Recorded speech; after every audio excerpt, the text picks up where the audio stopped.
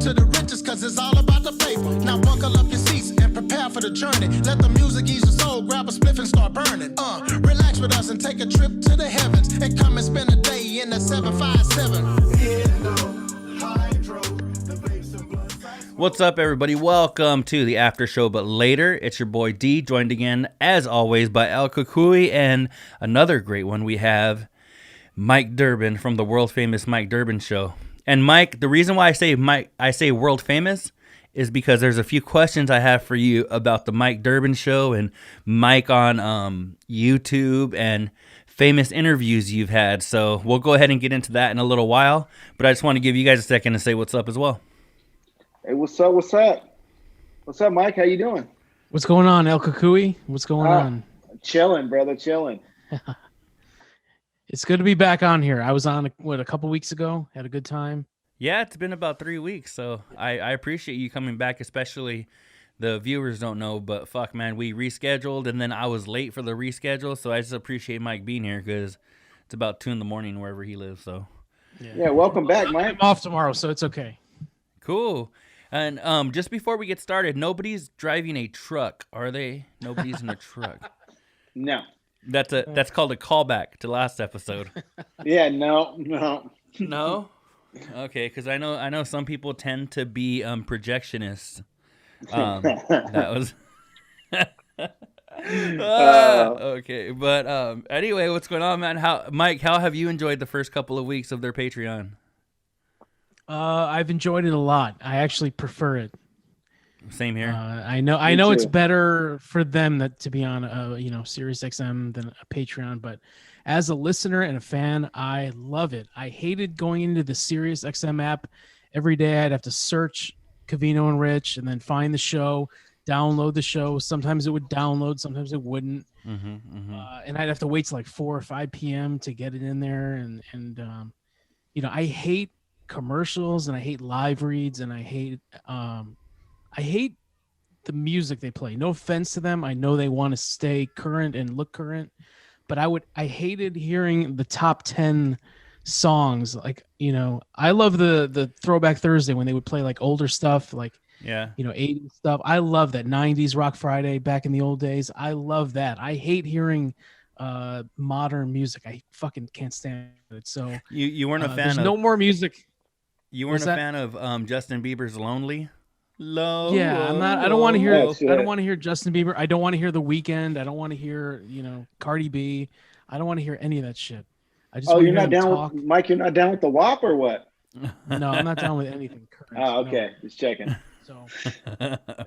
Also, I like the. I just like that it's all talk. It's no bullshit. I do wish Rich had his sound effects. Because a lot of people don't know unless you go to the show and watch them do it live.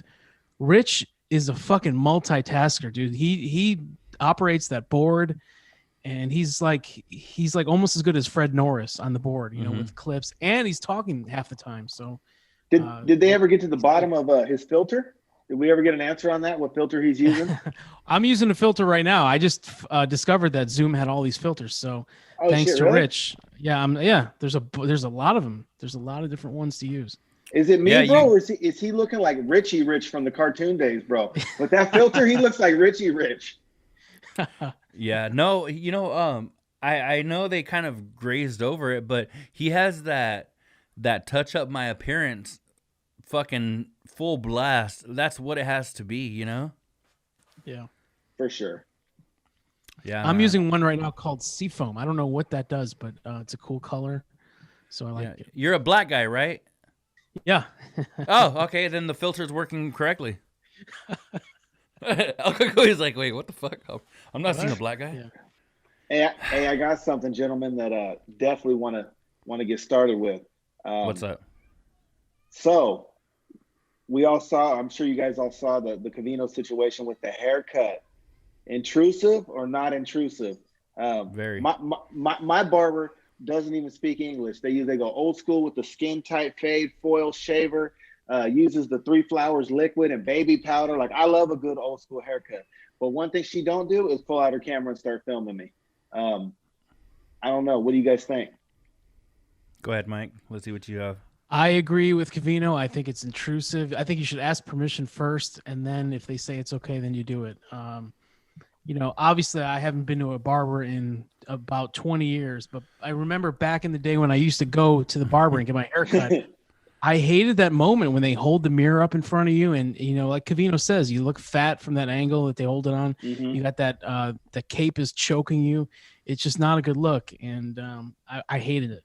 But I also agree with Spot when he said that he was insulted that the barber never used pictures of Spot for the example. Okay. The guy never put it on his stream.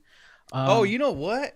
Let me go ahead and actually jump on that. And I know we tend to hate a lot on Rich, on this fucking podcast. But Good. I'm gonna say Rich was fucking lying because you brought that up, Mike. You said that Spot hasn't been featured, and then Rich actually threw out yeah, they used it for me and I didn't care. He's fucking lying because I went to Addie's Snapchat or whatever the fuck it was, his Instagram. There is no Rich on there. They're all young dudes in their like fucking 20s with the cool guy haircuts, Yeah. I just Right. have I have a grown up haircut, but fucking, those like long on top with the fucking line in it and tapers Yeah. down, all that bullshit.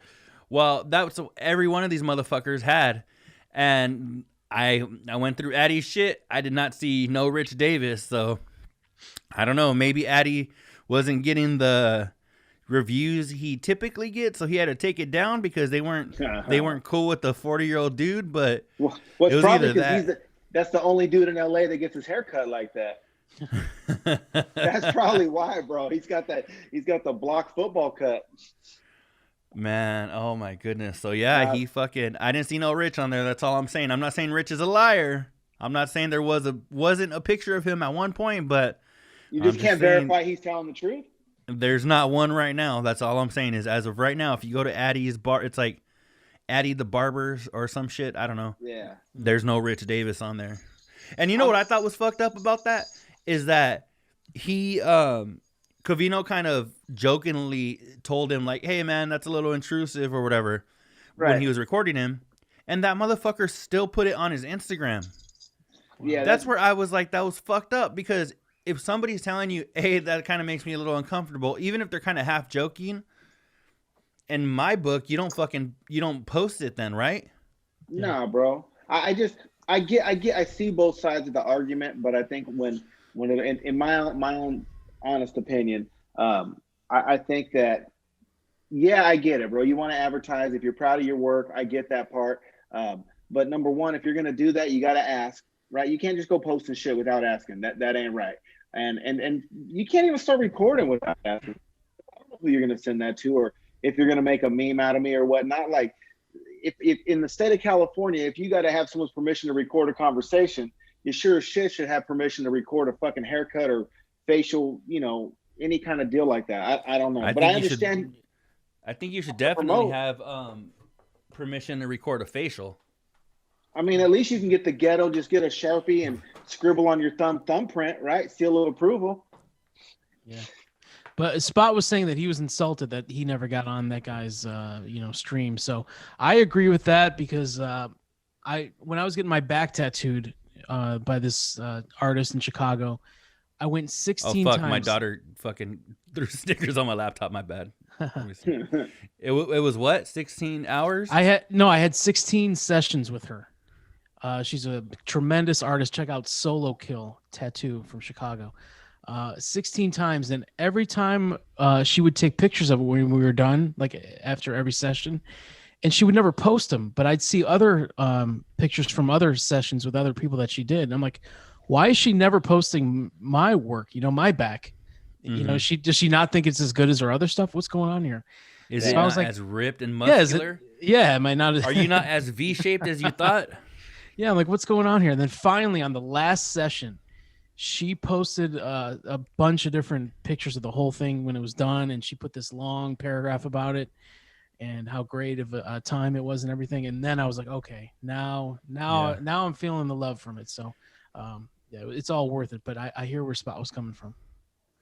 Yeah, no, for me, I'm like, the reason why I felt so One with Covino in that conversation is because I'm insecure as fuck. So if I'm over here, I'm like, my goodness, I'm like, I mean, look, I'm 45 with fucking braces, you know? Well, practically, you know? But so I'm like, if I'm over here and fucking somebody's like with the camera up in my face, I'm like, I'm already fucking fat. I'm like, I got braces, my hair's thinning. I'm like, fuck, man, are you fucking serious? You know?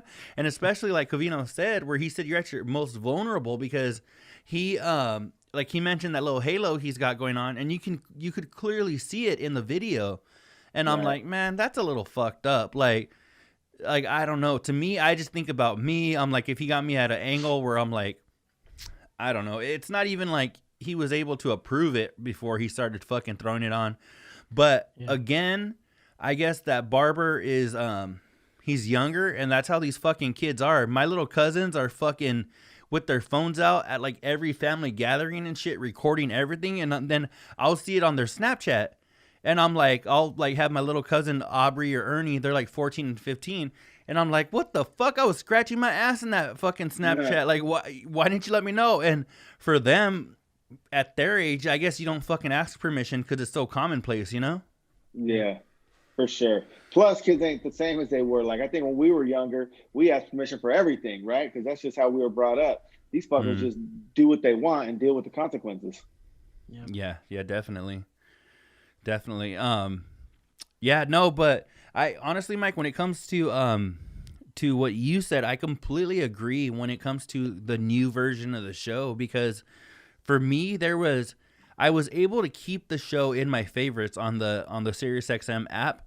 I wasn't able to do that. Like, it would, I would favorite it, and then the next day it would be gone. You know, and for me that would happen, but see, that's the issue, is that there was glitches all the time, because sometimes for me, I would log on and all my favorites were gone, and I was like, what the fuck? It happened very rarely, but the thing that did happen a lot was the app would fuck up. It would be like there was like a 3-minute delay. There was just so many issues that it had, where it was constantly trying to update, and then now the new update, you had to add your favorites again, or whatever the case it was. This new format, I just fucking dig, because it's like you get them, they're fucking 2.5 hours or whatever the fuck it is of them talking, bullshitting. Like you said, they don't have to give us a lifetime supply of fucking meat, you know, or, you know, they're not advertising like, hey, throw a picture of your kid on a fucking blanket, you know, like we don't have any of that shit anymore, which is fucking dope. And I do see it in the future, if their Patreon continues to grow, you know, them doing some live reads, but I feel like it'll be a lot more selective, rather than talking about wiper blades that, you know, from fucking New Mexico or whatever the fuck they were, you know? Yeah. Yeah, you know, I think the content has been great. The one thing I do miss, though, is not as many people call in. I want to hear from fucking Mark in Colorado and some of the classic ones, right? Like, I don't know. I don't know about you guys, but every time one of the people call in that you're familiar with, that's always a good caller, I get excited. Black Ice, even Jason in Tampa, Mark in Colorado, shit. And I'm still looking got some wanted flyers out. Where's Nervous Matt? Remember Nervous Matt, bro? They used to play the piano and shit. You guys remember that or no? Yeah. Oh, yeah. He still calls in from time to time, but it's like maybe once every 6 months, or even less than that. Yeah. My favorite caller is Black Adam. Yeah, I like Black Adam too. I love that guy. I would love to meet that guy one day. He is so funny. Mr. Great, Greg Davis. He always throws a shout out to Richard's dad. Mr. Gregory Davis. Jimmy in Texas.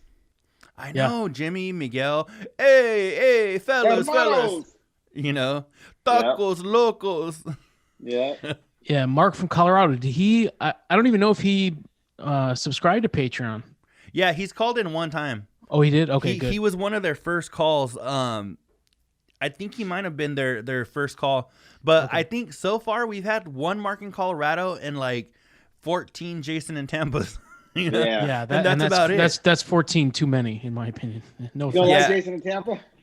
I don't like being lectured and being told that, everybody's wrong but him, on any subject, whether it's sports or politics or racism. I listen to the show for fun, to have a laugh. I don't need to be lectured for 10 minutes, What I could tell you about when it comes to Jason and Tampa, right.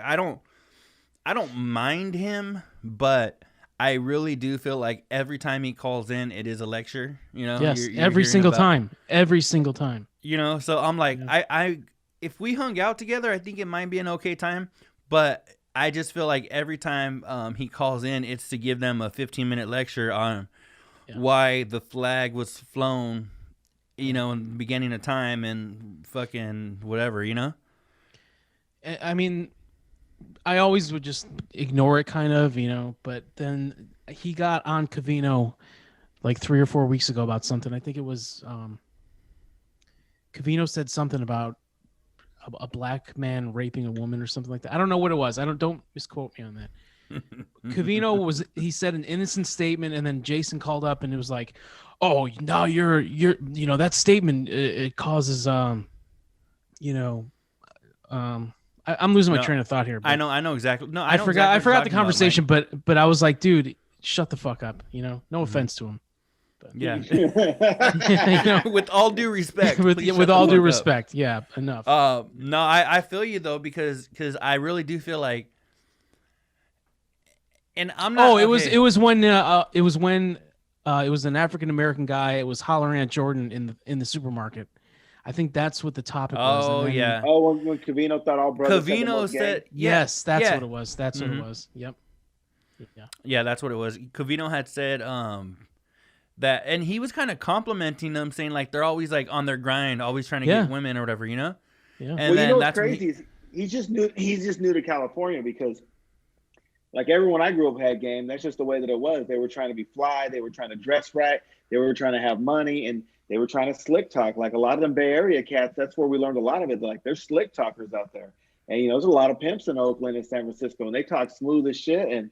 And they could talk a cat off a fish truck, and an Eskimo out of Igloo. And they're I don't know, man. So I get it, but that's why I don't agree that it's only the brothers. I mean, I think the brothers get a lot of credit for it, but, they come in all shapes and sizes. I mean, I don't know. Yeah.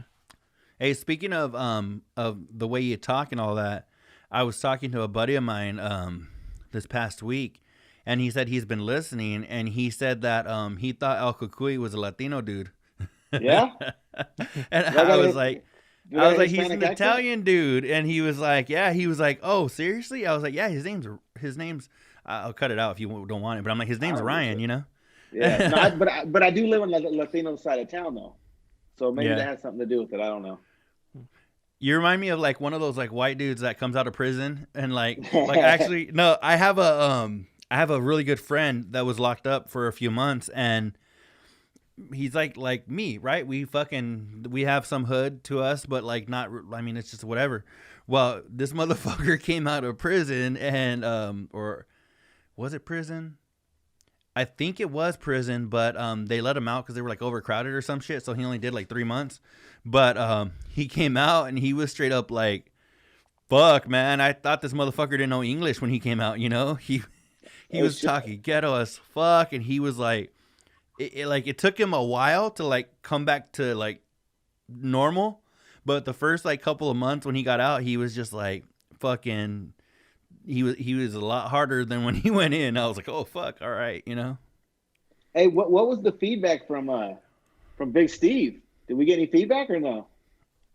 No, I haven't heard anything. The only thing that you had asked me if we got the okay from Covino to play that little I'm listening to the after show but later, and yeah, no, I got the okay from Covino to add it, but I haven't heard anything else since. Yeah, I like it, bro. That was dope shit. Yeah. Oh, Mike? Did you hear that? No, I didn't hear it. I didn't hear that. Oh, you let me see. Do an ID. Let me see. Watch. Let me see real quick. How do I share this shit? Let me see. I got all these folders right here. All right. Yeah. Let me see. Check this out, Mike. I'm listening to the after show, but later. Oh yeah. hella cheesy. You know, I mean, that's Big Steve. Yeah, Yeah. legend. But Mike, I wanted to ask you actually a couple of questions because I did a little digging around. I did a little Mike Durband research, and I want to know how you've built these relationships with people like Disco Inferno, Conan. You know, these people where I thought like I don't know, Cucuy, if you followed like WCW back in the day, A but little bit. about 97 to about 2000 2001 Yep. is when all of this was, you know, they had the Latino World Order with Conan, and they had, you know, Juventud Guerrero and all of these people. They came out with the LWO, and you know, I was a big Conan fan with, you know, Orale, arriba la raza, you know, and then like he would jump around with his shirt open, you know, one button up here. And as a little Latino kid, you know, that was cool for me because it was like the first time I saw George Lopez on a sitcom where I was just like, oh shit, like, you know, like I don't really look a whole lot like a Latino kid, but definitely it's in my blood. And so when I see that shit, I'm like, oh, it was so cool to me, you know? So I want to know how you built those relationships. Well, do you know Vince Russo? You ever heard of him? Yeah. So he was the head writer of the WWF from like 97 to 99, late 99, and you know, their most profitable and successful era of all time. The Attitude Era, The most Attitude likely, Era. right? Yep. And then he went to WCW after that, and that wasn't as successful, we'll say. But he started podcasting around 2014, I think. I didn't start listening to him until 2017, and then I was on one of his shows. Like they'll have listeners on once in a while, and I was on, and I was on there for like a half hour with him. Most people are on there for 5 or 10 minutes. First time I was on with him, he had me on for a half hour, and we just had a great time. And then I was on a few more times, and then I went to this wrestling convention in 2018, and I did like a mini documentary. The cruise one, right? The Jericho No, one? not the Jericho Cruise. This was Oh. this was called Starcast. It was a wrestling convention. It was in Chicago in 2018. I did a little documentary, and then Vince and I watched it, and we did commentary on it, like after each segment, and it all the listeners in the Russo brand loved it, and after that, like a month later, Vince asked me if I wanted to do a show with him, like a music show on his network.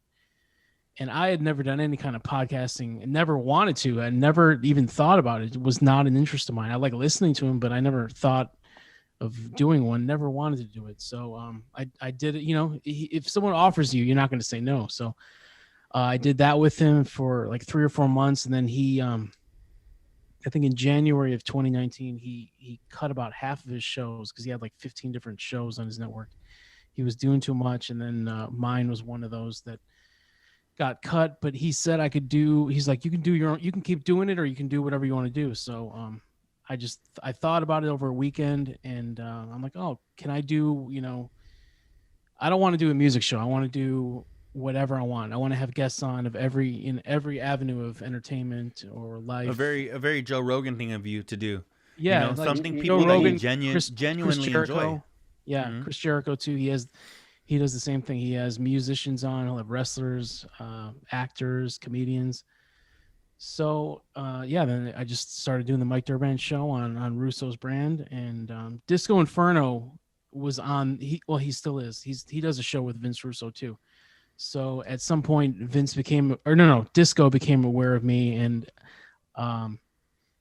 it was like a joke. You know, he jokes that Vince gives, you know, listeners shows and stuff like that. So, but Disco Inferno is also on Conan's show. He does a very successful show with Conan, the two of them. Mhm. And then I was on the Jericho Cruise later that year, and that's when I met Conan. And I don't know how, but I just became friendly with both of them. And then the producer of Conan's show, his name's Joe Feeney. He has his own podcast network too. And at some point, I quit Russo's brand, and then about a month later, I joined Joe Feeney's Creative Control Network. So, I've been on shows on Keeping It 100 with Conan a few times. I've done a lot of stuff on their Patreon. And yeah, so I mean, they're really not. I mean, they joke and they make fun of me all the time, like I'm the joke, Yeah. But all if they don't like you, they're not going to talk about you at all. So Yeah, no, I think that's really cool that they give you the time of day. That's really awesome, because when I was going through your videos and stuff, I had seen one where Conan's joking with you. You guys are at some convention or something, and he's like, I'm letting you guys know I'll never come on the Mike Durband show or whatever, and he was joking. And then a few weeks later, you see him actually coming on your show. And I thought that was really cool, because you could tell he was busting balls, which was nice, because, I feel like if he didn't feel comfortable with you, or he felt like he had to maybe protect his brand or something, he wouldn't have even joked like that. Like, oh, what if I do come off like a dick or whatever? But it was really cool. And then I had seen, you had a couple of things with Disco Inferno, and I was like, oh yeah, that's kind of cool. But then I kept digging into your stuff, and I was clicking on different things, and I saw there was another interview you did with Disco Inferno. Infernal, I added an L to that. Disco Inferno, where it was you, Disco Inferno, Conan, and it was a couple other people, and I was like, oh man, I could tell just from your videos that it wasn't just you didn't do a cameo or one of these things where you pay them to come on for 20 minutes or nothing, you can tell there was a genuine sort of friendship. And that's what really surprised me. And for somebody like me who was, 9 and 10 years old in that time, wrestling was my fucking everything. WCW and WWF.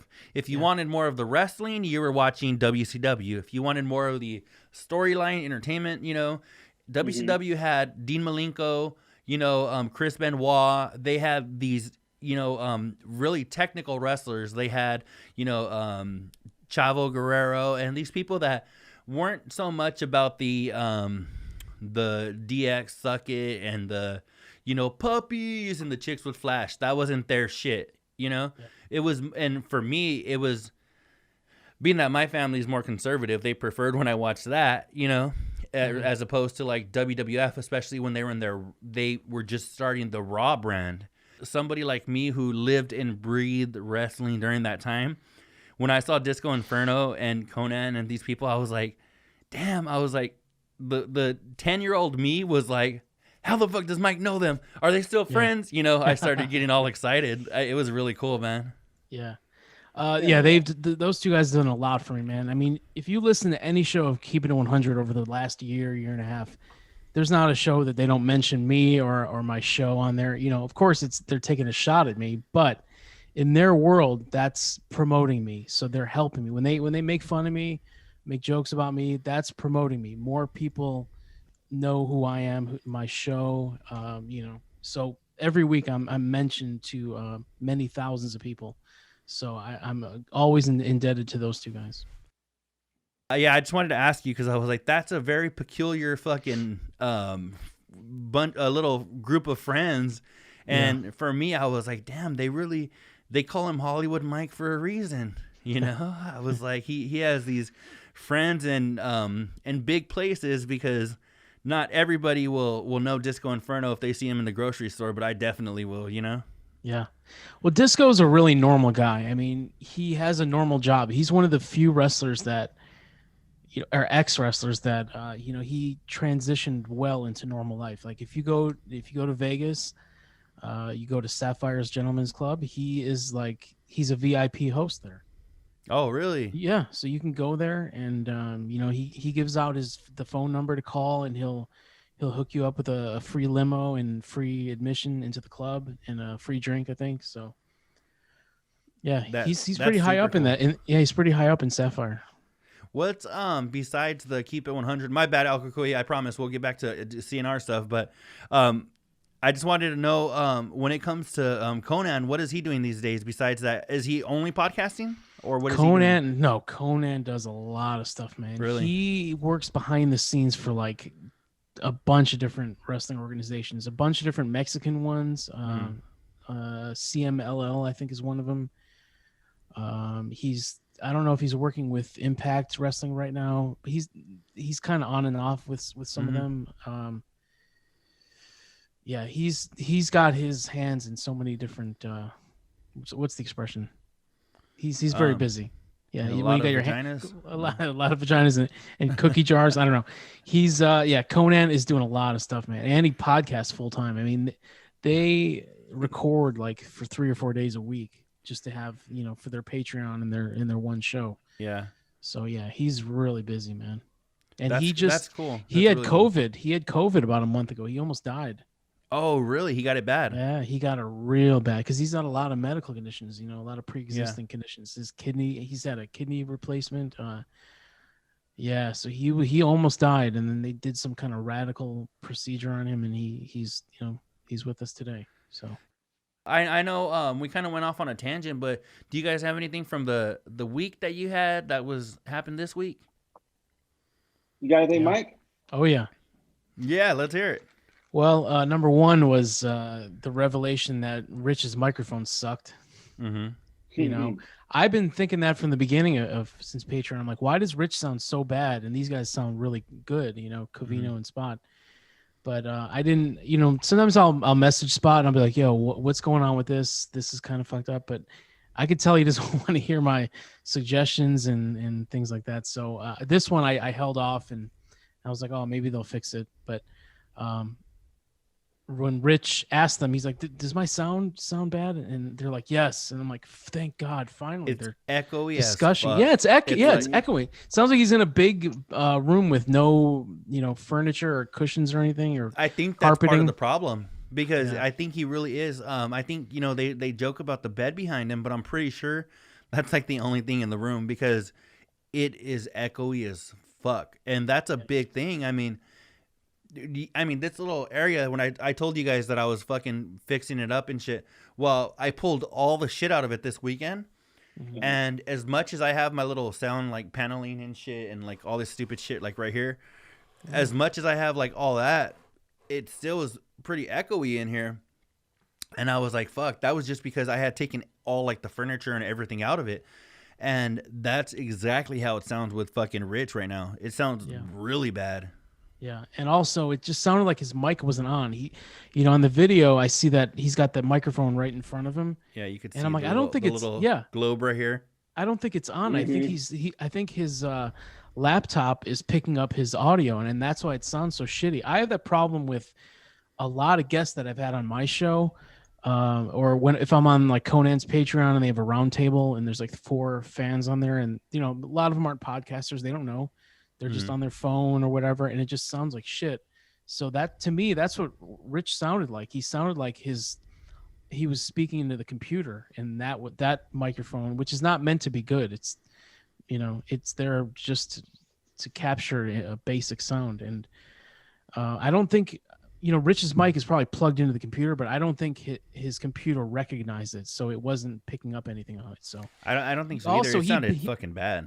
Yeah, and he bent down one time, and you could see he has the thing on the earphone that Covino and Spot have, like the whatever that's called, but his was in the back, so he wasn't using that one. I'm like, well, why doesn't he just use that one?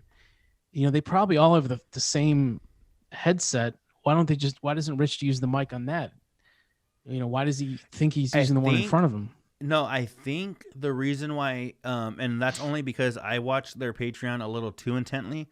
But no, like seriously, like I always like to look at the equipment that they have and stuff. Like I know that one of the interfaces that they use, it's is it by Rode or it's by this one company, and I've seen it, it's like $600. The Rodecaster. That Rodecaster, yeah, that one. Yeah. So it's that Rodecaster that's pretty standard. You see a lot of people use it pretty standard and on a professional level as well. And so you see that the only thing that I can think of, the reason why he's not using the mic is because that little headphone microphone little combination, it goes with an XLR jack. Oh, okay. Because if you look at the back of that Roadster, there's they're XLRs that are plugged in. That's the only thing I could think of. And I know Rich doesn't have like an interface or anything because he opted for that. What is that? A Shure MV7 or some shit, which is like basically like the home version of like the SM7B that you can plug directly in with a USB. Oh, okay. So, which, you know what, that mic, it's funny because I'm really curious as to how it's going to sound because he said that people from Sirius were the ones that actually recommended it. Yeah. So I've seen it come out. It's only come out in the last like maybe year or so. And it's basically everybody wants like the Joe Rogan mic, you know, which fucking bothers me when people call it that. It's the goddamn Thriller mic, you know. It's the fucking mic that, you know, they used in the 70s but everybody says, oh, the Rogan mic. I'm like, no, motherfucker. As much as I love Rogan, it's not the Rogan mic. It's not the Rogan mic, you know? But people, it's become so popular on a bunch of podcasts that they've made like an at-home version, basically with no interface needed, all that. So I'm curious because I've seen it recently, but I just haven't heard it. So I'm actually curious to hear the way Rich sounds. Hopefully it improves the audio because that's one thing that really bothers me is that, you know, you have Rich or Spot and Covino coming in really, really, you know, bassy and it sounds like a lot of compression on their mic. And then you have Rich over here sounding like he's fucking talking on the top of like the Grand Canyon, you know? Yeah. Yeah. Did you guys ever see the Tickle Sack Live video? Yeah. You know, the video that I spent a month working on and then they took it down after 2 weeks of being up. That one. Did they really? Yeah, well, I think they got hired by ESPN right after that. So, you know, they didn't want Disney to see it, so they took it down. So it was not up there for very long. And I mean, if you want to talk about Handsome Gabe and how talented that guy is, that's the video to watch. Because this guy, I mean, him and Nick arranged Nick all Dorico. those songs live. I mean, that was the job that those two guys did, arranging everything and you know, presenting it to Covino and Rich and Spot for, you know, for what they need to do to sing on what parts. I mean, those guys did an amazing job. Yeah, they really. You know, what they did was they took like a 2-minute parody song. Let's just say any one of the songs. They you know, most of them are 1.5 to 2 minutes long. Yeah. And they stretched them out into like a 3 or 4 minute live performance of it, and it's genius what they did with it.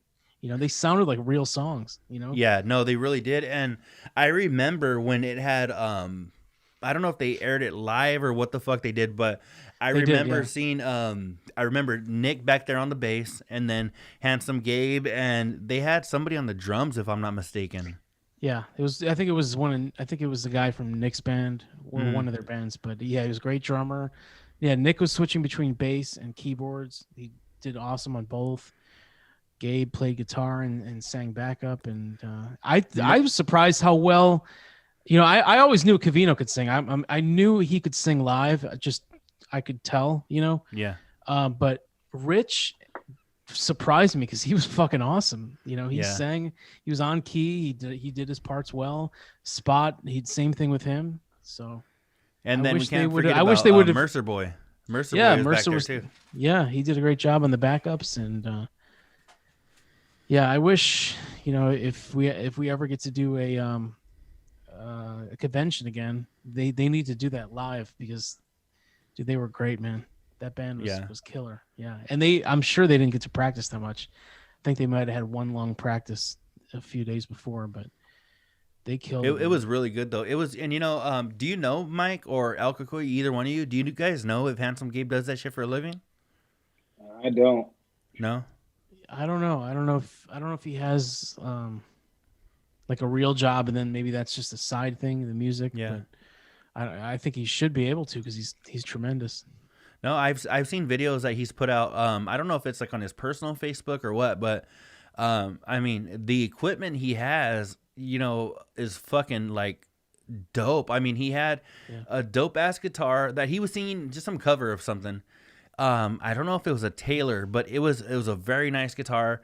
And then he had his SM7B on a fucking little tripod and shit. And he fucking, the camera was dope as well. I don't know what camera he's using, but it was easily 1080p, you know? And so I was like, fuck, he had some good equipment in there. And I was like, I mean, it could just be a fucking hobby. But he's so talented that I'm like, fuck, if I had that kind of talent, I would make it into a career, you know? Did you guys see Rich's video from last night when they went through Sarah's old pictures? I saw part of it. Yeah. I just saw it posted. I haven't watched it though. Yeah. I didn't watch the whole thing. I just skipped around just to see how, to see what they showed. And yeah, there's some nice pictures up there. You just skipped around like you do on Pornhub. just got to the good parts. Yeah. Yeah, they had like her old shoes and outfits and stuff. Like I think it was all in the storage bins. I think they were going through that. Her old shoes. Was Rich like from smelling Hooters? Rich. Hooters I just stuff. picture Rich doing some weird shit like that, like smelling her shoes. Yeah. Oh, One thing another thing about Rich is, he thinks that he's gonna pack up his mom's house in 48 hours. Oh, that was another good story. He's got no clue, man. I mean, my mom is I think the way Rich talks about his mom, like I think I have a very similar upbringing. Like, parents divorced around the same age, and then his mom's not. He always talks about how his mom's not in a good financial state and all that, and his dad thrives. His dad has gone on. He leads a very exciting life, and he's well traveled, and he gambles, and his dad seems like he loves life. Mm-hmm. Right. And his mom just seems like she's not in such a great She's living full of regret. Doesn't love it as much as Greg does. Yeah, I have a similar situation, and my mom is like a hoarder, or she was kind of, and just when Rich talks about his mom, like I can relate to what he's saying on a lot of stuff, not everything, but it's not gonna happen, dude. You're gonna go there, Rich, and you're gonna rush her, and she's gonna freak out, and your whole plan is gonna get thrown away, man. Just like on every episode of Hoarders, they go there with the best of intention, and if you say the wrong thing or if you try to throw something out, these people freak out, and the whole thing is done. So, do you guys think it's gonna work, or you think it's no? Because he seems super pushy. Like, I mean, I don't know, man. Personal opinion. You can encourage, you can share your opinion, but he definitely seems pushy. And it just seems like to me, if it doesn't work, there's going to be some hard feelings on either his side or on his mom's side. It just doesn't seem like it's going to be, okay, well, fine, it didn't work. I'm moving back to wherever. You know what I'm saying? What do you guys think? I don't know, man. I think his brother and his sister, they need to help out. I couldn't get over fucking Jimmy. That really kind of pissed me off. Yeah. Where he tried to make it like I saw exactly what Jimmy was trying to do. Where he was like, "Oh, I don't need anything." I was like, "Motherfucker, they're not asking you if you need any of that shit. They need your help. They need your help." That really fucking pissed me off because as much as we like to hate on Rich is the only one that fucking is helping out his mom right here. She's got two other fucking kids that are not. And what? Because they don't fucking want to? Do you think Rich wants to? You think Rich wants to fucking... He's already going back between Texas and L.A. You think he wants to add fucking New York or New Jersey into his fucking mix? With the two kids and the fucking dog where, like, he's been saying they don't even have their own home right now. But fucking... And I know Jimmy's got, a lot going on himself. But somebody mentioned on the Carl page, they were like, oh, it's probably not because he doesn't want to help out. It's probably because he doesn't want to have to ask his wife or some shit. I'm like, fuck that. I would have a fight with my girl in a second and be like, listen, this is what the fuck's going to happen.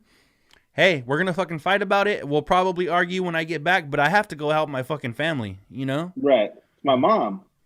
Like, what the fuck, man? Like, and then, like, if his girl has an issue, his wife, whatever, with him helping out his mom, like, I'm sure she knows that she doesn't have, like, the dopest life, and they're just trying to help her get to a better place. Like, I don't know his wife, but fuck, man, come on. Like, it really bothers me. Yeah. And I think Jimmy had to, like, didn't he have to wipe his mother-in-law's ass or something like that? Oh, yeah, she broke both of her wrists. You remember? She broke both of her wrists. He had to feed her and shit. That dude lives a weird life, bro. Yeah, poor guy, man. The Birdman, bro. Yeah, that's fucking nuts. But man, you know what? I definitely give Rich some props for that, because I just feel like, fuck, man. And like, you know, what I can't believe is how Rich is just kind of, he's like, ah, fuck, that's how Jimmy is. And he's kind of like just letting it go. Yeah. I just feel like I would be on the phone with my brother and my sister and being like, hey, what the fuck? Like, you guys need to fucking help, you know? Yeah. And I don't know. Like they need to help because they need to just spend a day or two. They need to sacrifice it, help Rich out. And after that, she's not their problem anymore. She's going to be half a country away. It's going to be Rich's problem to deal with full time. You know, Lori and Jimmy, they're going to be off scot-free after this. They need to just sacrifice, you know, one final time, help the mother out, help Rich out, and then they'll be okay. Then they'll have nothing else to do, you know? Mm-hmm. No, I completely agree. And you know what, Mike, you brought up a good point that I didn't even think of, or I completely didn't even take into consideration, is that on top of Rich going out of his way to help, he's going to have to put up with her. And I say that with the utmost respect, but he's going to have to put up with her. Yeah. After this, you know, having her in the house. And even when he gets to LA, if she's in Texas and she's like, Richie, my plumbing's fucking up, you know? Yeah, he's gonna have to now go it's over fucking there. You think she's gonna be calling a plumber? Do you think she's gonna be calling fucking, you know, AAA to come get her car off the fucking like? I feel like it's gonna be all on Rich after this. So the least they could do is fucking help him. Like, I wonder if Rich realizes how bad it's gonna be. Because we're gonna hear about it. You know, he's gonna talk about it on the show, guaranteed. He will. Yeah. My mom. I mean, as much as I commend Rich for, you know, wanting to help out and get the ball rolling and stuff like that, there's one aspect of the story that it disgusts me and it makes me lose all respect for Rich is when it comes to his mom's dog. And to get him to leave it?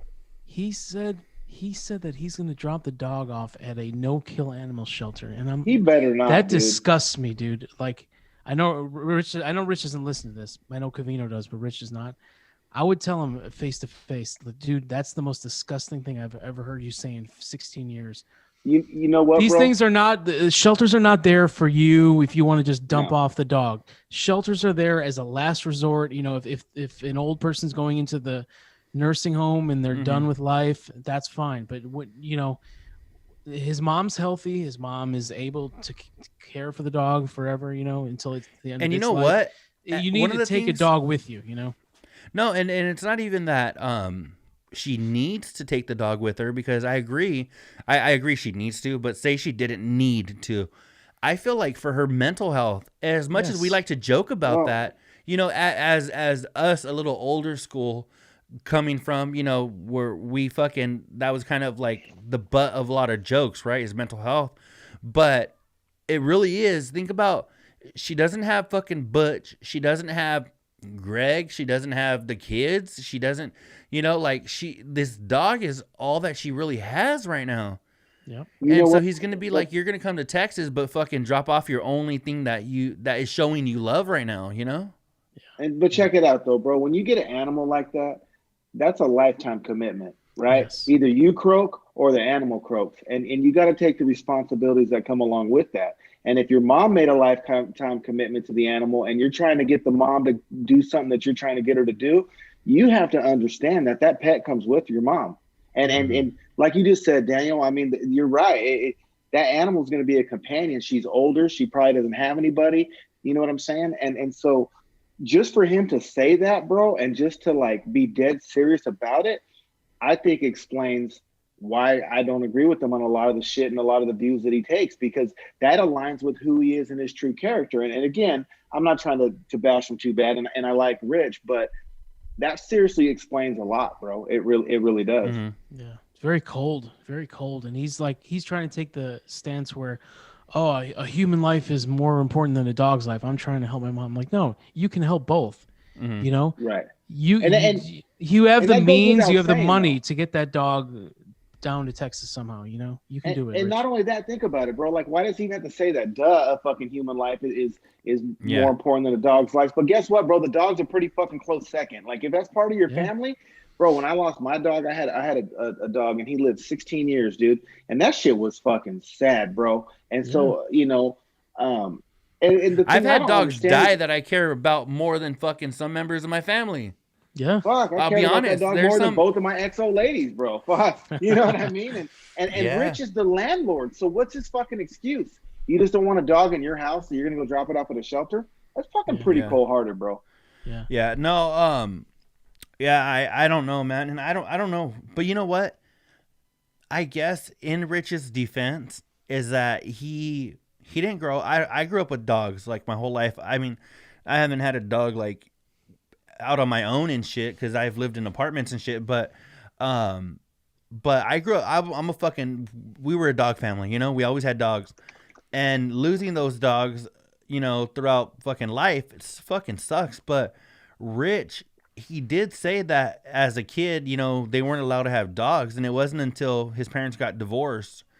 And if I remember correctly, he was already a teenager when his parents got divorced. Yeah. So yeah, but you know what, bro? How would Sarah and Emmy handle them taking away Piper Waffles? Yeah. Right? If someone took away their dog, how would the two other closest people in Rich's life respond? Dude, Emmy wouldn't go for that, bro. He'd break her heart, and it would do the same thing to Sarah. You can't take away Piper Waffles, so what the fuck you think your mom's dog's less important to her than your dog is to you? That's a good point. That's a very you know good what? point. I almost want to I feel it'd be too much if I did this, but I want to reach out to Jen Sturger.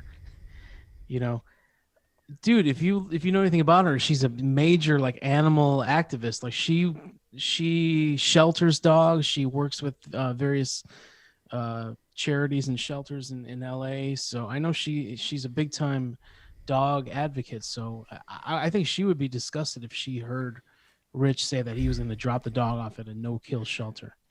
But even that, bro, you can't take the dog away from your mom. Like that's probably better than going to the shelter. But still, bro, you cannot take that pet from this 60-some-year-old lady that you're asking to move fucking cross country, no matter if you're helping her or not. Like, he likes to disguise whatever he does. Well, I'm helping her. I'm trying to help her get her life straight. He's blowing himself. You know what I'm saying? Like, he needs all the fucking credit in the world to make himself, and he's doing a great thing, right? So I don't want to knock it, but you can't move this lady to the middle of Texas by herself and take away her best friend. You can't do that, dude. Yeah, I do. I know Rich, like, for sure. he likes to break her balls, you know, and be like, she's such a pain in the ass and stuff, whatever. But like, fuck, man, like, I feel for her. You know what he does, bro? He does the same thing to her as he does to fucking Spot. He's superior, right? She needs him, you know, because how many times does he have to reinforce? Not only that, bro, like, think about it. He's got a radio audience. You're putting your mom down continuously to an audience, dude. Like, the relationship between child and mother, right, it says a lot about the person. And the fact that he's always talking shit about her life not being straight to people, I don't get that, dude. I mean, I never understood that either. My mom got a shitload of faults too, but I'm not going to put them out to you guys in this podcast, right? Because that's my mom, bro. I just deal with it. That's my mom. I take her for who she is. I'm definitely not going to make her look bad to anybody because she's supposed to be special to you no matter what, right? Even if she fucks up, that's your mom. Agreed. No, I agree 100%. And you know, it's not even like his mom fucking was on crack and shit and she fucking let him, you know, fend for himself. I mean, it sounds like she was a decent person, you know, decent mom and all that. So I don't get where he's kind of like, you know, what reminds me of him kind of putting her down is when they were talking about her like selling her boat or some shit. And Rich is like, he was like, yeah, you know, my mom's poor as fuck. And she fucking, you know, like, just needs to get this shit right, sold. bro. Like when he would say shit like that, like you said, El Cucuy, like the amount of shit he says about her, like on the air, and like, I just don't get it. Like, I can't imagine, you know, coming how that on makes here. her feel. Because I can't even. Jimmy or someone got to tell her. Someone sooner or later, she's got to hear it, chime in, see what my son's doing or something, and here he is talking shit. And not like the Covino, like joking, like, hey, yo, baby Steve, right? He's not like the playful banter. Like he's like you said, bro, she's poor as shit. Why would you say that about someone you Yeah. care about on a fucking broadcast? Yeah, no, and honestly, like as big of an audience they have, and being that like at the time when he was talking about her boat and shit, they were on Sirius, and any fucking random that she works with could have been tuning in. Oh, I know, Marianne's son has a show. Oh, this is it. Oh, let me fucking listen. Let me turn it up. Yeah, my mom fucking sucks, and my mom fucking is poor, and my mom, like, Makes horrible shit. Decisions. Yeah, my mom doesn't do shit right. She fucking, like, after she had me and Lori and, like, My brother's the fuck, third man. that's Marianne's kid. Like, seriously, and I jokingly say somebody from her work, but for real, how many fucking people listen to that? How many people? And that's one thing that fucking bothers me is because, like, I've got a lot of fucking friends with, like parents that fucking were on drugs or this or that, but you wouldn't hear them fucking on anything. You wouldn't hear them in a phone call talking shit, let alone broadcasting to the fucking world like, my mom's on fucking heroin and my mom sucks. Like, fuck, man. Like, I don't know. I know it's an exaggeration, but that's how I feel, because to me, I'm just like, we all love Rich, like, because we listen to him every day. We know so much about him, but I just feel like that's even worse to talk. I feel like it would be a little better if his audience really didn't know him, but the people that listen are pretty diehard, Well, bro, if he wasn't busy fucking jerking off into an IKEA mug, maybe he should have been making cookies with his mom and bonding, bro. Spot was always his mom's little helper and baking with her and shit, Hey, that's how that fucker makes egg mountains, though. Oh, yeah. Hey, he gets down, bro. I still haven't watched that video. It's been like 2 weeks. Which one? Egg Mountain. Egg Mountain. Cooking with Spot. Spot had a I little, didn't see that one. Yeah, I haven't watched, honestly. The only thing I've watched of the extra content has been Covino playing that song where he was kind of he was like, grab your guitar and play along with me or whatever. That was the only thing I've watched. And I've tacos? No, I didn't see the tacos. I Flying the started. kite? Oh, actually, you know what? I lied. I watched half of Emmy at the park. Emmy and Ben at the park. Right. But I appreciate that they have so much content now, because whenever I'm fucking bored, I can go and binge all that shit, Yeah, I've seen Covino's. I like his the best. I didn't watch Rich's yet. I'll watch the Sarah one, because they have some great pictures to look at. But yeah, I didn't see the Spot. What did he do? A cooking one? Yeah, that Egg Mountain shit, bro. Spot basically, he just made like some veggies, and he used some like egg whites mixed with like some Fage yogurt, and he was just cooking. He's like fridge cam, and fucking, and he was just doing bullshit. He used to do live streaming, and he would sip whiskey or some kind of liquor. Was that back on Ustream? Yeah, I think it was on Ustream. He used to just sip and then listen to records and go through his records, and back when he lived in New York. And I thought I used to watch those, like, and I was entertained by him, because he was just, it was a different view of Spot, Spot by himself, just being chill. That was pretty cool. So I think we mentioned last week, bro.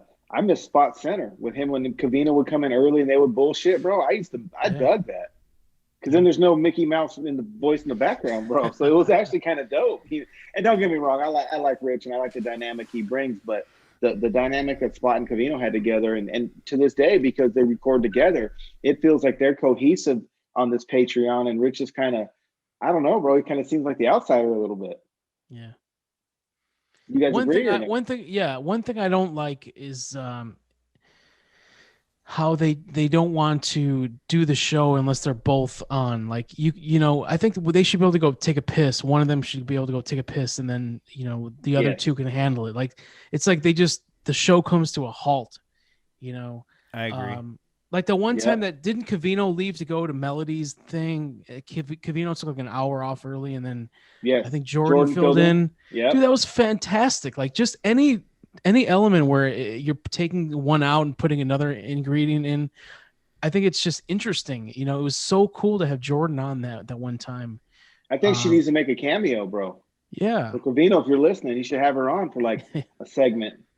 Yeah, and I'd love to hear. They always joke about the three wives or women doing a show together. I think that would be so fucking interesting. Hey, you know man. what they could do is whenever they're gonna take their piss break, say they take it at like 10 or whatever, like the last the top of the hour before the show's over, right? They should have Jordan on standby, like, hey Jordan, every day at 10, we're gonna dip for like fucking 5-10 minutes and go take a piss. You come in and fill in, so she could jump on and bullshit with Spot or whatever in that little gap. Do either one of you guys watch the Colin Cowherd or the Colin Cowherd, the announcer? No. Well, he basically he's a sports announcer, but what he does is what they could do with like Jordan or Sarah or Spot's lady is they could do like a little 5-minute fucking news update, bro, where they fucking like play like the news or something, you know, where the news comes on, and just have them just read like 3 fucking trending topics real quick, and fucking all right, that's fucking Jordan with the news. You know what? They actually they do that on The Fighter and the Kid. At the end of the show, the last like 20 minutes, they go to Chin and Kat, and they'll say like, hey, what are some headlines you guys have? They'll talk about them, the bullshit for the last, 20, 30 minutes of the show, and then the show's over. I think that would be dope. Hey, fucking and some headlines that Jordan could bring in that she felt, were interesting. So like Right. they'll be like, all right, piss break, boom, and then Spot changes the camera, goes to Jordan, and then she's right there like, hey, a baby fucking swam to Argentina, and whatever she thought was cool, You know what they could do too, bro? Mike, tell me what you think about this. Well, they could even just throw that for extra content on, you know what I'm saying? As like a trial run, throw like just maybe some extra content with Jordan with the news. And then if people are digging it, maybe vote. And right, you got the chat in the comment section. Yeah. That would be dope. One of the coolest things when Sarah was on the air, it wasn't a cool story at all. It was kind of scary, but the most interesting thing that I've ever heard Sarah talk about is when she was like in the Target and that lady approached her. Remember that? Yeah. And dude, that was so intriguing and it was scary, and it's a lesson. Like everyone should hear that story. And then you just they, gotta beware. if I remember correctly, she jumped on a group or something on Facebook, and they were talking about this lady. It's happened before because people were saying that she could be working with some dude to get like young women kidnapped or something. Do you remember that? It was fucking nuts. Yeah. See, you got to stay the fuck out of Target, bro. That's what goes on. There's Colts that go in there and recruit. But it's just amazing, like how, Sarah just must be a really nice person to just keep talking to somebody for an hour. Like if somebody talked to me in Target, I'd be done after 30 seconds. I'm like, all right, I got to go, man. Yeah. But Sarah stayed with her and talked with her for how long, And this lady was spinning her yarn and telling her this whole fake story and all that. And she was looking at Sarah's soul. That's what she was doing, bro. Yeah. Thank God nothing bad happened in that instance, man. But yeah, for sure. that was a really interesting story that she told. So yeah, no, I agree. And you know what? It would be cool. Like Al Cucuy, I think that's a good suggestion is that even if they don't throw them on like Kristen, I don't know if Kristen would be down for it, but I know Jordan definitely will. Covino's mentioned in the past. Sarah probably would be up for it, but I think she's kind of in the middle where she'd be up for it, but she wouldn't be like completely opposed to it or whatever. So I think the ones that do want to, like maybe Sarah wants to once in a while, or maybe Jordan, get their segments on the Patreon and the extras. Yeah. Yeah. And then, depending on if they like doing it, talking about Sarah or Jordan or even Kristen if she wants to, but depending on whether they like doing it, then they could throw it on in their piss breaks or even just make it a weekly thing if they want to fucking just throw on a webcam. Like, well, they can even pre-record it and Spock could just punch that in because maybe they don't always know when they're going to piss, right? They could have a couple of segments pre-recorded and boom, Spock could just punch it in real quick. That's a dope idea. Yeah, because now they're just playing like weird cover songs of stuff on YouTube. I don't want to fucking hear that shit. I use that shit for my piss break too. I really do because when I get to work, I have this fucking, it's like 70 ounces of water in my jug, and I'm chugging that shit all morning, and then there, one of the last days, it was Wednesday or Thursday, I was like in my chair because I had my AirPods to my laptop. I mean, not to my laptop, to my work computer. So I'm listening to them, and as soon as I can leave my office, go down the hall, and my AirPods can still hear my computer. As soon as I walk into the restroom, fucking they cut out. So I have to make sure they're on a piss break, you know? So I was like, fuck. And then, like, as soon as they're like, oh, we're going to take a piss break, I fucking booked it out of my office, and I went to go take a piss, too. So I've been using that as my time. Hey, I got another one for you guys. Have you heard Rich was making fun of Covino's chain again? Yeah, I don't like that either. I think I didn't hear I it. love What the happened? chain. The chain around his neck. Do you like it, Mike, or no? Yeah, I mean, what's wrong with jewelry? You know, I don't shit, I don't wear I got jewelry as mine much right here. anymore. Yeah, I don't wear. I used to wear tuck jewelry. mine. I tuck it, but I did. It's like, why is Rich got a hard on for his fucking chain? And then fucking, did you hear Covino though? He goes fucking said something about the taco meat on his chest. No, now I remember. I was like, what the fuck are you talking about? I remember Covino told him, hey, don't be hating just because you're not cool enough to pull it off. And yeah, and Rich isn't, you know what I mean? But it's like, fuck, leave his chain alone, bro. And what's crazy is Covino, where I made the connection, is I've had mine since fucking I was 18, bro. So Covino said he's had that chain since high school. Yeah.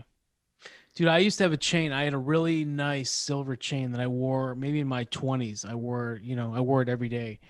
And then at some point, maybe 10 years ago, I gave it to my mom because her friend's a jewelry cleaner or like a jeweler. So she's got this machine, and I said, I gave her a bunch of stuff. I said, can you have her clean it? And I think I moved, and I just forgot about it. And then like last year, I got everything back. Dude, I put my 2 chains on, and they would not fit. my neck, my whole upper body or my neck must have got fatter or something, but the chain does not fit around my neck anymore. Were you a little guy in high school, Mike? No, I've gained like 40 pounds in the last year or two. So yeah. The other day I thought I was the fattest I've ever been, and I weighed myself, and I wasn't. I was actually about 25 pounds lighter than the biggest I've ever been, and I was holy fuck. I was like, if I'm lighter than the fucking fattest I've ever been, how fucking fat was I then? Because holy shit, I'm all like, I'm already walking by the mirror like, who the fuck is that fat guy, And so I'm like, holy fuck, 25, 30 pounds on this? I'm like, son of a bitch, what the fuck was I doing with my life, Man, that's crazy though. Fuck, Mike, that's nuts though that it didn't even fit. Yeah. It did not fit. I couldn't even fit the clasp and close them around my neck. Hey, it was 2 chains, right? Huh? It was two chains? Yeah. There's 2 chains, yeah. Why didn't you put them together? Well, it was 2 different thicknesses. One I was going to say you could have one long. It would have been, you're like, damn, this shit's long. But I got a buddy, since we're going to go there. Shout out 2 Changs. Yeah. I got a buddy named 2 Changs. 2 Changs or 2 chains? Yeah. Well, his name is Chang, and he said in high school they called him 2 Changs. I think you said Changs like the rapper 2 Changs. No, he's 2 Chang. 2 Chang. 2 Chang.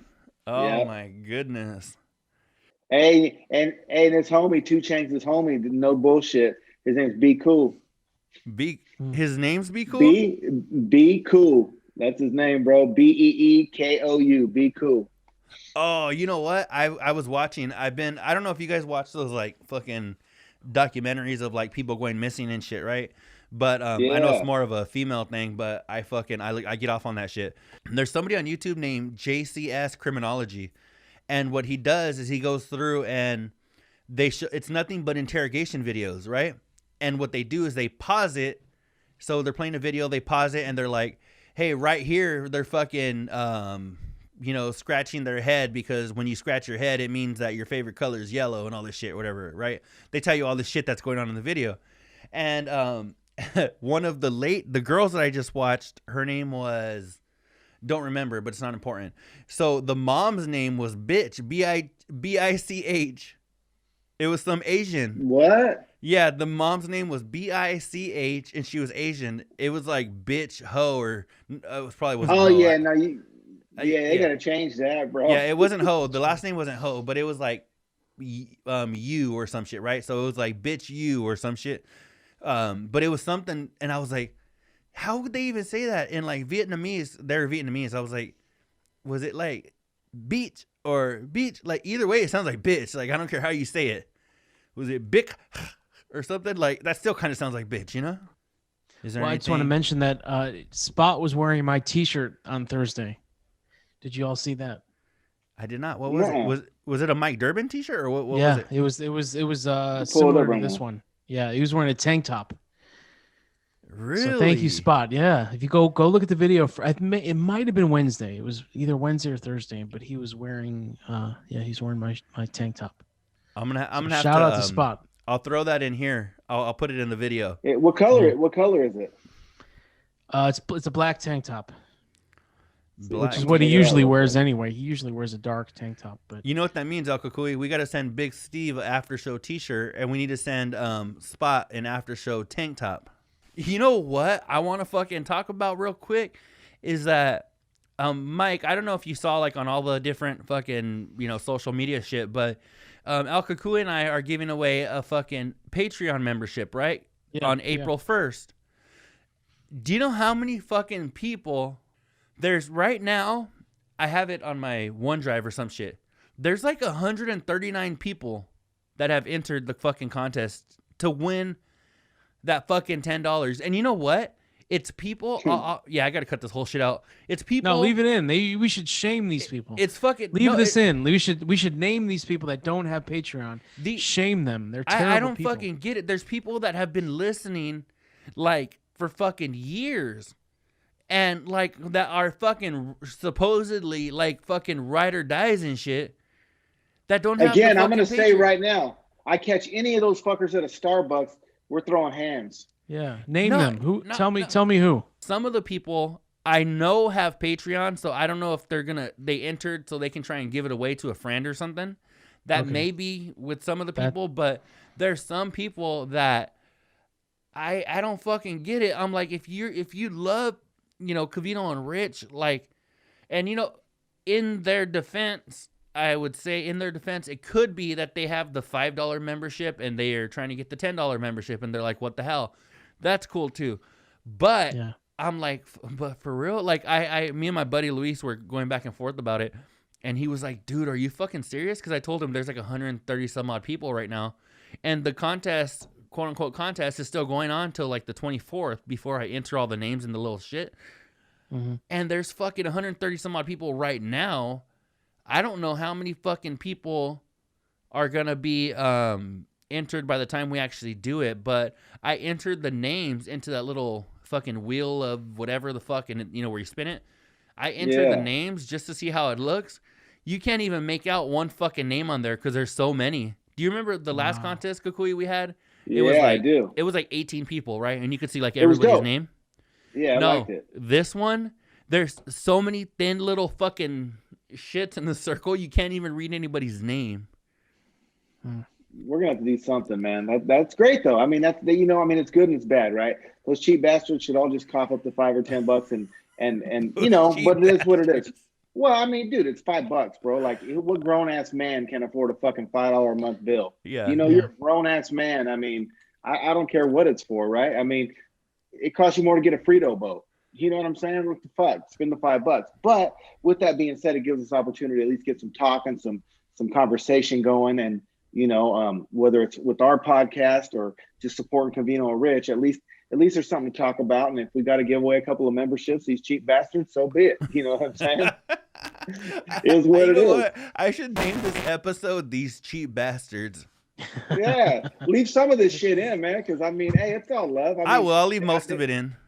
I'm sure they all got a reason, right? Whoever hasn't done it yet, to them, it makes sense on why they haven't done it yet. But guess what? To me, and I could be wrong, it don't make no damn sense. Get off your ass and buy the damn Patreon. Yeah. $10 fucking.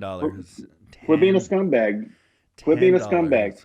Fucking get you a lemonade stand out front, or fucking go cut a couple of yards or something. I mean, you know go what? Get your $10. If any one of these motherfuckers claims that they fucking can't afford it, which, okay, cool. I fucking work in education. I don't make a whole lot of money. But if these motherfuckers, are in that bracket where they're getting a stimulus check and they couldn't put $10 of that $1,400 aside,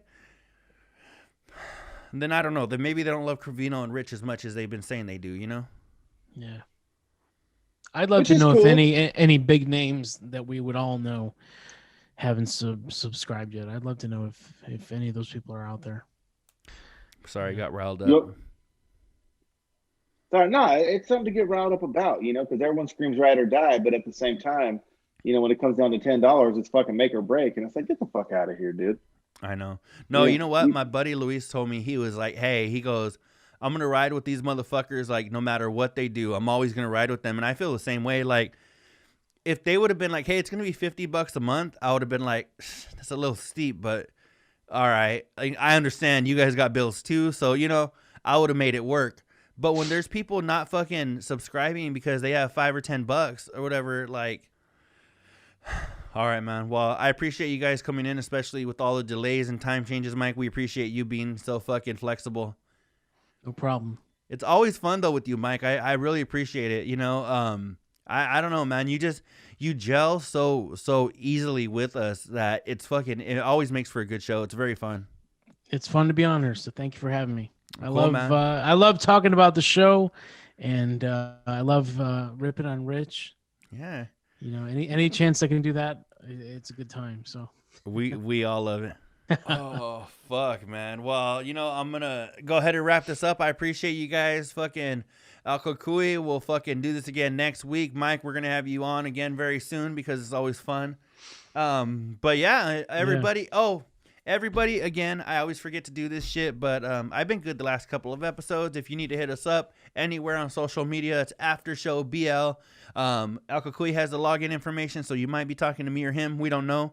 Just go ahead and hit us up if you have any questions or comments, or you want to tell us we fucking suck. That's dope. Go ahead, And then, yeah, you can hit us up on text, too, if you want to, 928-235-5285. Again, the number is 928-235-5285. And until show number 66 is next. I can't say arrivederci because that ain't my shit, but we'll see you guys in the next episode. Mike, El Cucuy, we'll see you guys. Peace. Prepare for the journey. Let the music ease your soul. Grab a spliff and start burning. Relax with us and take a trip to the